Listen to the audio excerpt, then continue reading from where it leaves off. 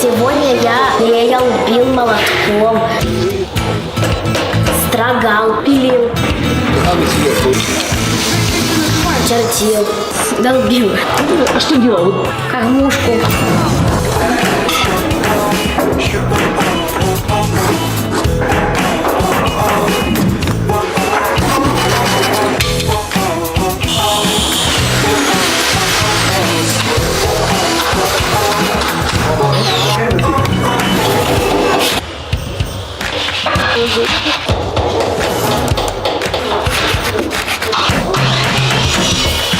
Кормушку мы насыпаем семечек, пшеницу, чтобы там птицы жили.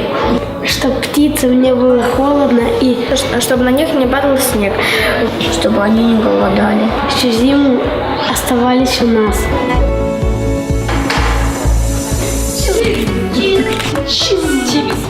Орел. Орел. Нет, орел туда не поместится.